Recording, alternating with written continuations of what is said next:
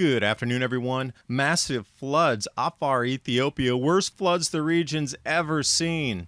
Red here in the Afar Triangle. Oh, that's the largest dam in Africa. Who would have known in this dry area? They're forecasting massive floods to catch all the water for irrigation for 4 countries. The only way you would know this is if you knew the cycle of the West African monsoon and that 1700 years ago this area shifted into a wet zone with powerful kingdoms based on agriculture and gold and silver. Hundreds and hundreds of cold records smashed across the eastern U.S. Portugal hit by its first subtropical cyclone ever on record, Teddy and Beta, connecting across the Atlantic, and a Category 4 about to slam into Nova Scotia. And just a quick word from this video's sponsor. You know, if you'd worked for a company for years before COVID came along and they let you go, you may have left some treasure behind. Your old 401k or IRA could be worth thousands, and it's still working for your old firm, not you. So if you're a bit uncertain about what the future holds right now, and how you can convert your old 401k or IRA into a gold or precious metals-backed IRA, it's worth jumping on the phone and calling the team at Noble Gold. 877-646-5347, and the link's in the description box below.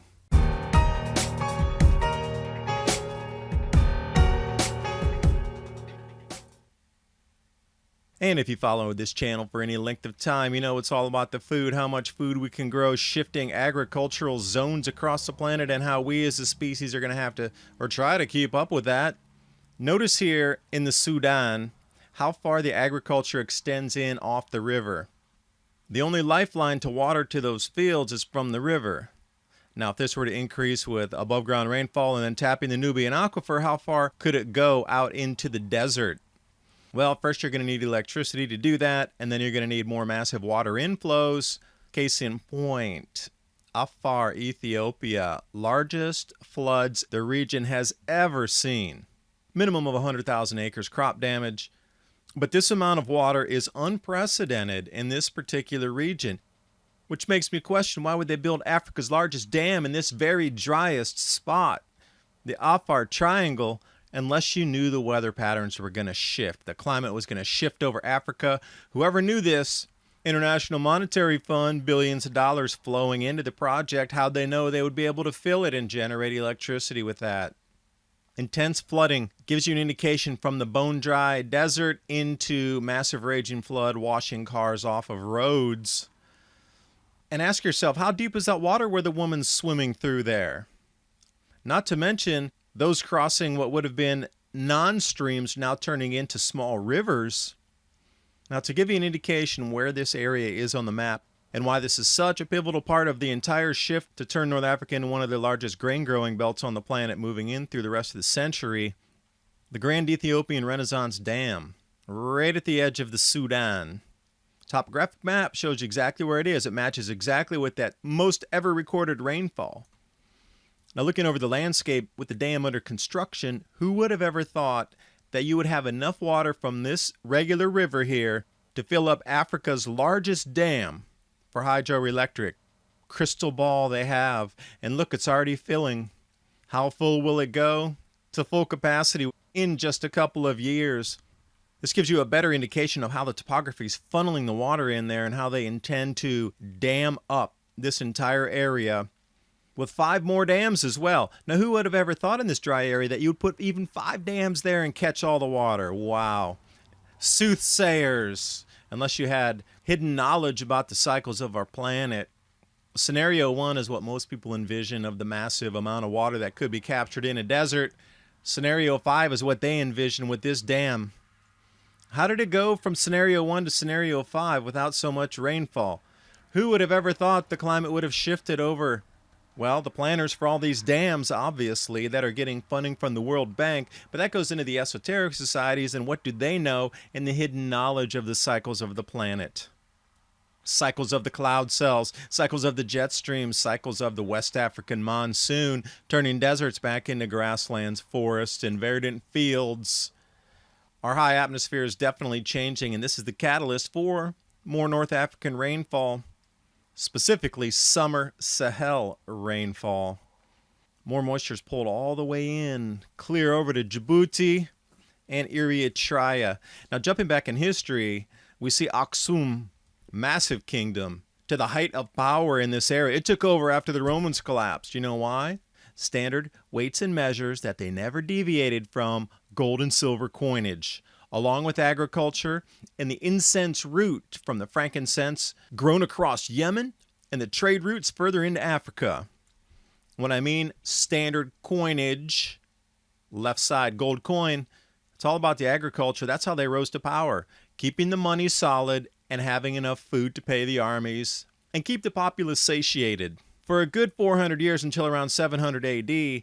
And just like the Chinese collapse of the Yuan dynasty around 800 AD, the Aksum also collapsed. African collapse, Chinese collapse, same dates, same grand solar minimum. So as these massive shifts are upon us again, the Grand Renaissance Dam to power northeastern Africa, and more water is inbound for sure. And digging through the Watcher's news here, right article there, 120-year floods across southern France. And then I saw this one, mainland Portugal, hit by the first subtropical cyclone on record. And I thought, it fits. If the North African areas are going to be shifting, obviously with the monsoon patterns pulling more moisture, the latitudes are going to change on this. So this is another key piece backing up that North African monsoon is shifting, bringing more rainfall into areas that it didn't before for millennia. Alpha, the first tropical/subtropical cyclone on record to strike mainland Portugal ever. So what are the chances of this all lining up in Africa, in areas, in continents bordering Africa? Yeah, the shift is here. So you would expect more strange anomalies in the atmosphere, and what do we see? Beta and Teddy connecting across the Atlantic. Strange formation, this one in itself. 3,000-mile cloud layer connecting between the two storms.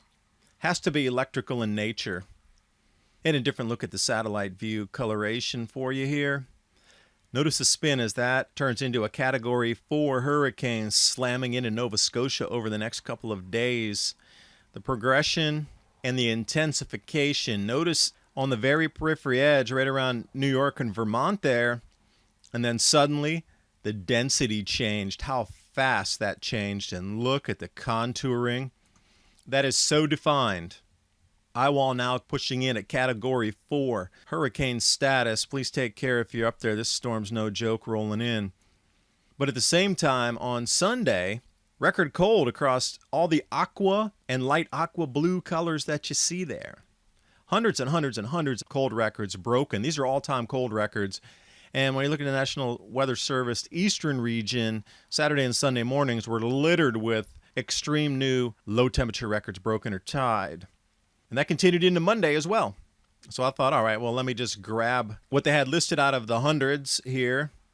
And when you're looking at the Saturday temperatures, it's only a couple of degrees, either tying or below. So 28 degrees is the new low temperature record ever recorded in Concord, New Hampshire. The old was 30. You know, we're not looking at that much of a significant difference, a couple degrees here or there. But when we come in on the right side, the more green chart on Sunday into Monday, these temperatures are quite significantly different. Morristown, Vermont, new record 27 degrees Fahrenheit, old record 33. You know, that's a 5-degree difference. In St. Johnsbury in Vermont and Springfield in Vermont seems to have hit the colder of about 4 to 5 degrees Fahrenheit on these new records. Pretty interesting there.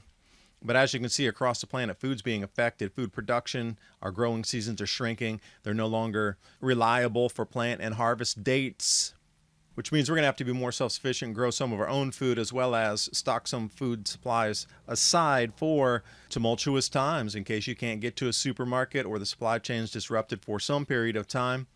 Think about long-term food storage. My Patriot Supply and Adapt 2030, the 1-week or the 4-week emergency food supply. The link's in the description box below. For that link and all the links to tonight's stories, images, and graphics, I do thank you for watching. Hope you got something out of the video, and I'll see you next time.